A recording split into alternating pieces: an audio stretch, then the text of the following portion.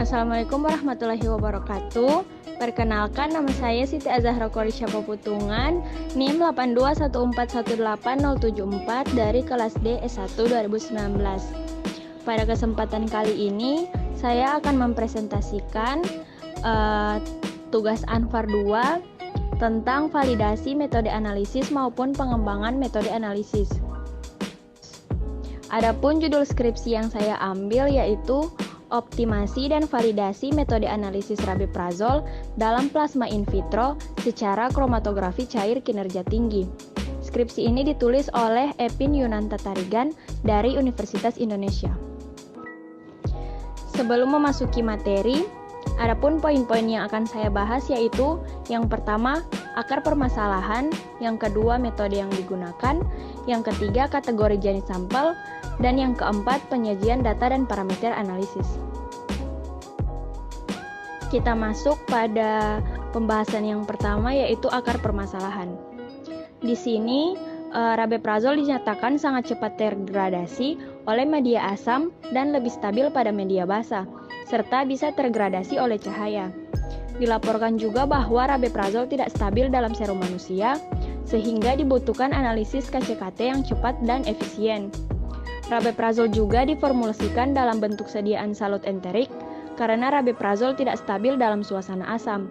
Oleh karena itu, perlu dilakukan analisis kadar rabeprazol dalam plasma sehingga keamanan dan khasiatnya dapat diterima oleh pasien.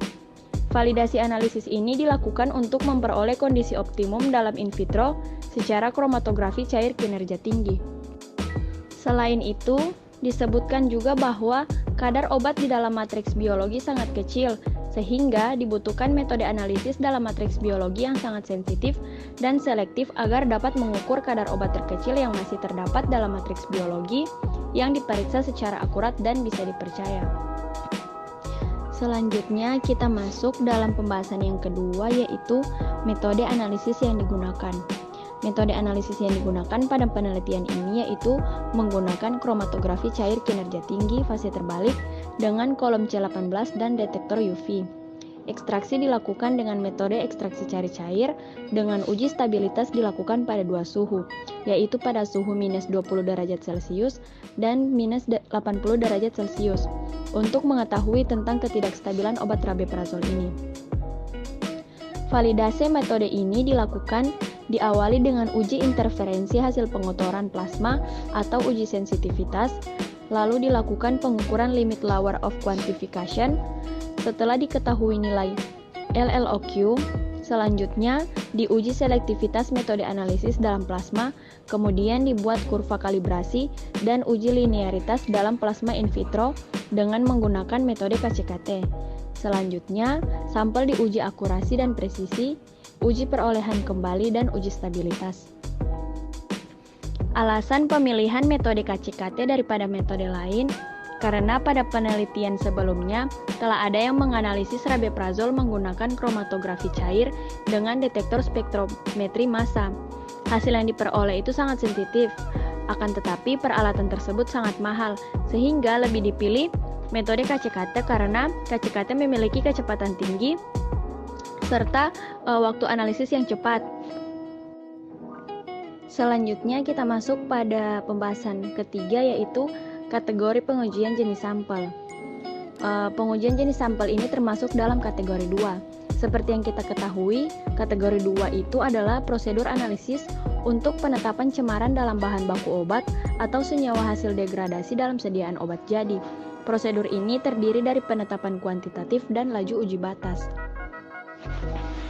Metode kategori 2 ini ditujukan untuk menentukan pengotor atau pengganggu dalam ruahan obat, produk-produk degradasi dalam produk obat akhir, atau dalam proses pembersihan. Metode ini lebih lengkap dibagi menjadi dua, yaitu ke dalam uji kuantitatif dan uji batas atau limit test. Pada penelitian ini dilakukan uji interferensi hasil pengotoran plasma atau uji sensitivitas. Uji ini dilakukan untuk melihat kemungkinan adanya pengotoran dari protein plasma pada waktu retensi zat aktif. Pada kromatogram ekstrak blanko plasma tidak terlihat adanya gangguan puncak kromatogram pada sekitar waktu retensi rabeprazol dan baku dalam. Puncak terakhir pengotoran plasma yaitu pada waktu retensi 6,8 menit, sehingga diharapkan tidak akan mengganggu kromatogram zat aktif dan baku dalam. Selain itu, dilakukan juga akurasi dan presisi. Uji akurasi dilakukan untuk memperoleh data kedekatan antara hasil pengujian dengan kadar sebenarnya. Sedangkan uji presisi dilakukan untuk memperoleh data kedekatan antara hasil pengujian yang satu dengan yang lainnya. Dari hasil percobaan, uji akurasi dan presisi yang telah dilakukan dalam penelitian ini sudah memenuhi kriteria yang dipersyaratkan. Selanjutnya, dilakukan uji perolehan kembali atau percent recovery. Uji ini dilakukan untuk mengamati perbandingan respon detektor analit yang diekstraksi dari sampel biologis dengan respon detektor dari kadar yang sebenarnya. Uji ini memberikan informasi tentang efisiensi ekstraksi yang digunakan dalam analisis. Selanjutnya masuk pada pembahasan tentang penyajian data dan perhitungan parameter analisis. Pada penelitian ini, konsentrasi yang digunakan untuk konsentrasi rendah yaitu 30,90 mikrogram per mililiter, konsentrasi sedang 103 mikrogram per mililiter, dan konsentrasi tinggi 515 mikrogram per mililiter.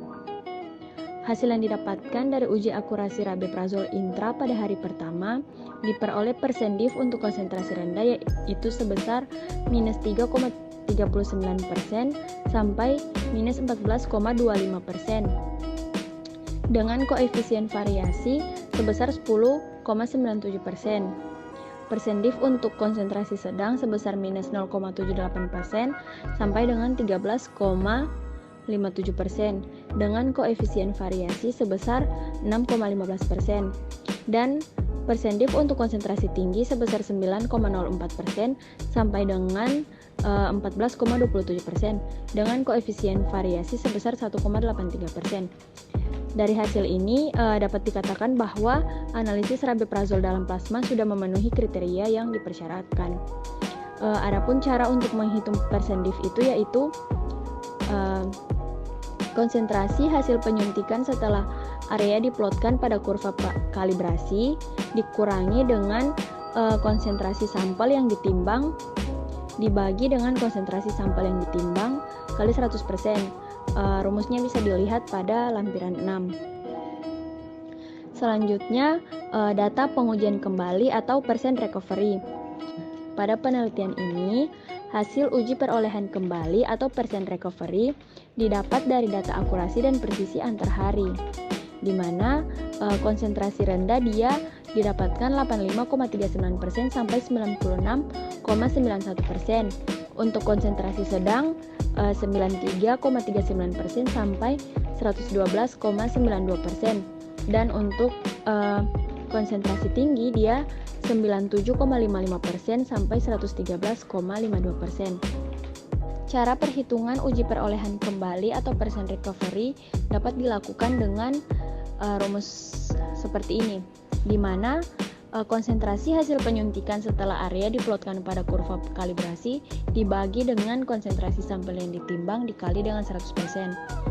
Untuk rumusnya bisa dilihat pada lampiran 4. Baiklah, itulah hasil presentasi saya tentang validasi metode analisis maupun pengembangan metode analisis. Apabila ada kesalahan saya mohon maaf. Wabillahi taufik wal hidayah. Wassalamualaikum warahmatullahi wabarakatuh.